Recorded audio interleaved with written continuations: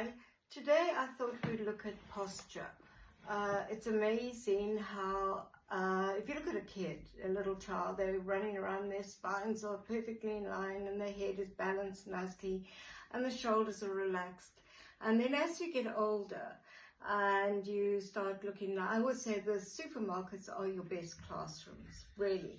You go there and you see people hunched over the trolley and they're pushing it along and their head is forward. And don't forget, every time, if your head is about an inch further forward, it's about 10 pounds of weight on extra on your neck muscles. No wonder we get tired and stooped up and everything.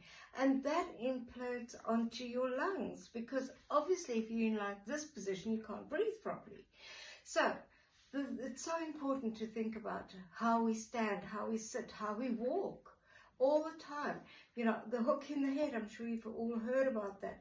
But think about it, that you're actually now lifting up and creating space. So what I wanted to do today is just look at how we lie down. So we're going to just lie flat, and if you can, get your chin down and you look straight ahead. Then that's great, that's fine, that's perfect. If you find that you'd have to do that in order to get your head down, then I think we need to do some work on that spine.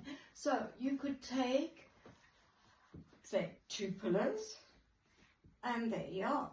For me, that's a bit much, so I'm going to take one away and place one onto it, and it's just supporting the head. So what we don't want is that position and it's hurting here. Don't go there. Nod it down, feel that your body's in line, in straight line. Now just take your shoulders up and around, and again, if the shoulders are in that position and you feel tight across here, then even take little cushions and place it underneath your shoulders till the shoulders can relax and you can feel the stretch through the pectoral muscles. Because again, if there's tight, you're not going to be able to function properly. Okay, so we're just going to open the shoulders, open the arms, and just feel. Now if you can do this, that is great, but gently. And again, working with the breath. So we're going to inhale and then exhale, stretch out as far as you can and bring your arms round. You can take it up, turn so little fingers are facing each other, and you can do little circles, and you can go bigger and bigger until you start to feel that the shoulder blades are moving and the shoulders are relaxing. So these are very good exercises for you to do. Another one is to interlace your fingers behind your head, and again, remember the springs on your elbows, and we're just going to come up, and this time I want you to feel that you're pushing your head into your hands, but you're also pushing your hands against your head. Okay, and so you can really feel, and at the same time, obviously, you're going to be using your abs, aren't you? Good. And then inhale and exhale, and then really feel the head is getting pushed into the hands, but the hands are pushing the head. Really good idea to keep this awareness, because this is now strengthening the upper back muscles, so you won't have that kyphotic stance. Okay, we're going to turn onto our sides. Again, you can use your pillow if you want to. Make sure your body's in a straight line, which means ear, shoulder, hip, and ankle. And taking your hands out in front of you. And again, we're going to inhale.